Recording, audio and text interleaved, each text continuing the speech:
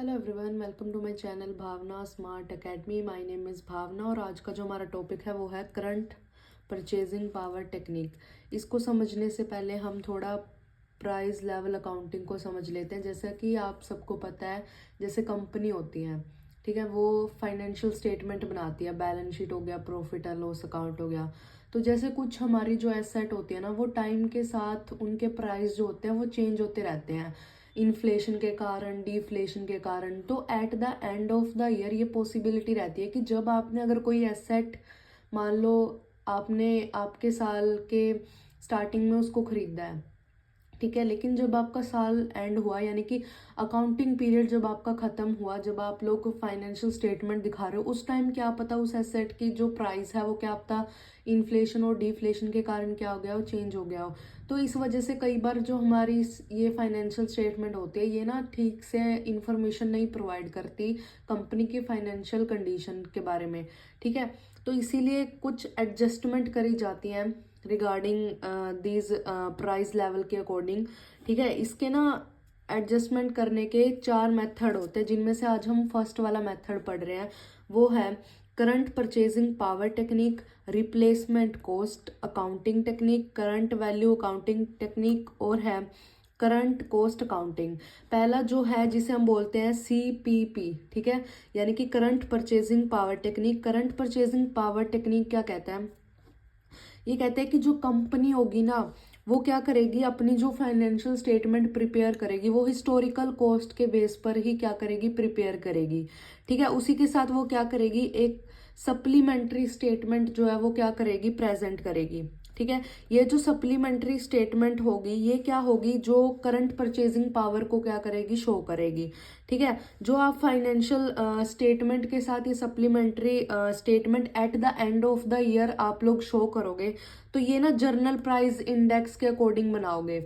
Journal price index जो RBI prepare करता है, ठीक है, ये ना 2 टाइप का होता है। एक तो कंज्यूमर प्राइस इंडेक्स और दूसरा होता है होलसेल प्राइस इंडेक्स, ठीक है।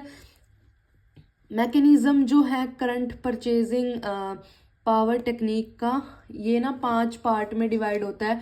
पहला आता है, यानी कि जो आप इस मेथड के थ्रू एडजस्टमेंट करोगे, तो इनमें ना 5 एडजस्टमेंट होती हैं। पहला कन्वर्जन टेक्निक, ठीक है। फिर आता है mid period conversion, monetary and non monetary account, adjustment of cost of sale and inventory, adjustment of profit, ठीक है। अब हम ये एडजस्टमेंट समझते हैं कि कौन कौन सी हमें एडजस्टमेंट जो होती हैं वो करनी पड़ती हैं। फर्स्ट जो हम करते हैं दैट इज कन्वर्जन टेक्निक, ठीक है। कन्वर्जन टेक्निक का क्या मतलब होता है, देखो ये नोट्स भी हैं, आप लोग चाहो तो स्क्रीनशॉट ले सकते हो उसका।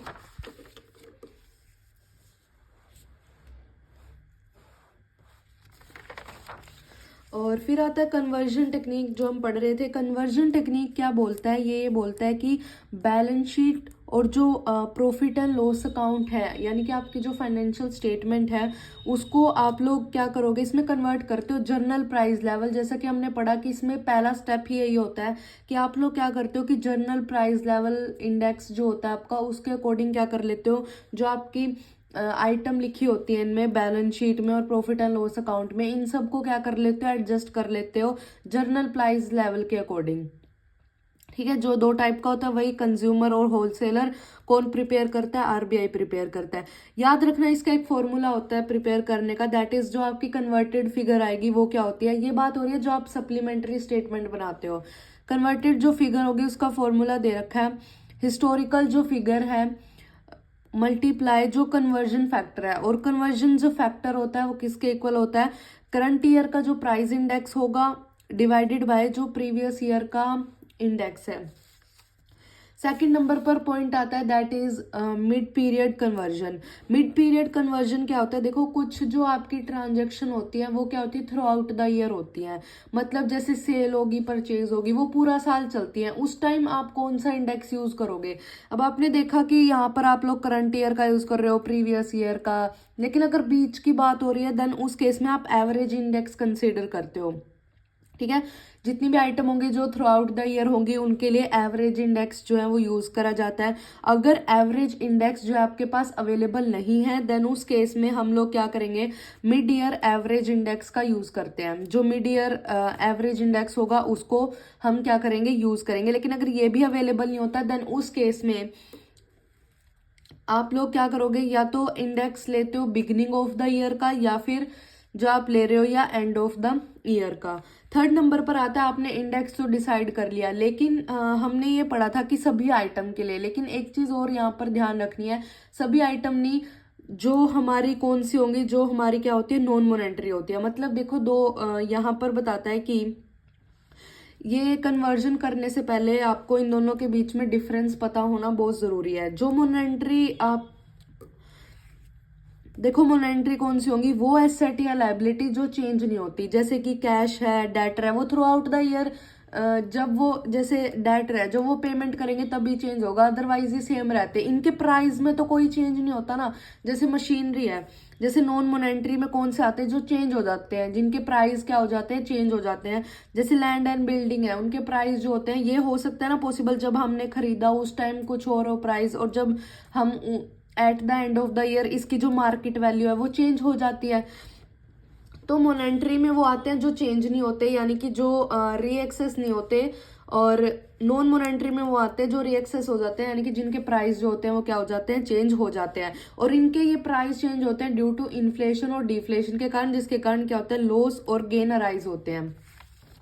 फिर आते हैं, ये था आपका थर्ड पॉइंट। फोर्थ पॉइंट जो आता है वो है adjustment of cost of sale and inventory. Adjustment of cost on sale and inventory, ये देखो ये भी एक तरीके की एडजस्टमेंट होती है। इन्वेंट्री की किस तरीके से आप लोग एडजस्टमेंट करते हो, जैसे इन्वेंट्री है फॉर एग्जांपल आपने 2022 में परचेज करी और 24 में जब आप अकाउंट बनाओगे, वो अब तक मतलब आपने सेल नहीं करी, तो उस टाइम ये हो सकता है ना उसका प्राइस जो है अप एंड डाउन हो गया हो इन्फ्लेशन और डिफ्लेशन के कारण।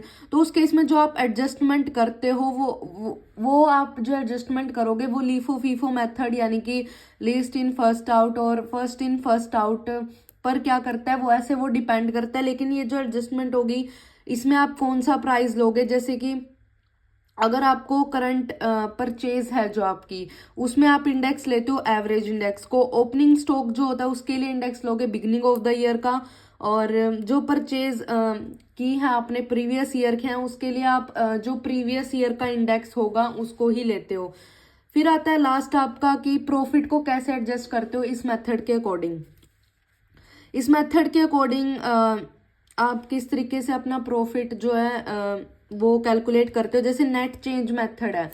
नेट चेंज मेथड क्या कहता है, जो आपकी ओपनिंग और जो क्लोजिंग आइटम होती है ना, जैसे हमने अभी पढ़ा ओपनिंग परचेज, इन ये सभी आइटम क्या हो जाती हैं जब आप इस मेथड के अकॉर्डिंग क्या कर लेते हो, कन्वर्ट कर लेते हो। यानी कि वो जर्नल जो प्राइस इंडेक्स होता है उसके अकॉर्डिंग जब आप लोग क्या कर लोगे, कन्वर्ट कर लोगे, जो वो डिफरेंस आता है ना उसको आप कहाँ शो करते हो, उस डिफरेंस को हम शो करते हैं रिजर्व्स में, बैलेंस शीट के अंदर।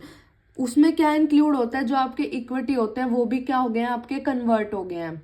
ठीक है।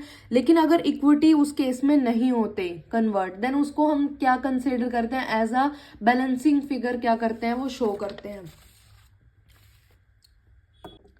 तो इस तरीके से जो हमारा नेट प्रॉफिट हुआ वो क्या हुआ, net change in the reserve. ये तो होता है आपका नेट चेंज मेथड। फिर आता है कन्वर्जन ऑफ इनकम। इसमें क्या है कि जो आपकी हिस्टोरिकल इनकम स्टेटमेंट होती है ना, हिस्टोरिकल इनकम स्टेटमेंट को वही सीपीपी टर्म्स के अकॉर्डिंग कन्वर्ट कर लोगे, यानी कि वही जनरल प्राइस लेवल। और ये बताता है कि और इनकम में जैसे परचेज और सेल आ गई, उनको आपको पता है परचेज और सेल को उसके लिए एवरेज इंडेक्स लोगे। कॉस्ट ऑफ सेल जैसा कि हमने पॉइंट डी में पढ़ा, कॉस्ट ऑफ सेल के लिए जो भी हमारे पास रूल्स हैं। और मॉनेटरी गेन एंड लॉस जैसा कि हमने मॉनेटरी के लिए पढ़ा था क्या, पॉइंट नंबर सी में, यानी कि जो हमने पॉइंट किया था monetary and non monetary account के अकॉर्डिंग। तो ये था हमारा CPP method. So thank you for watching guys, please like comment and subscribe my channel.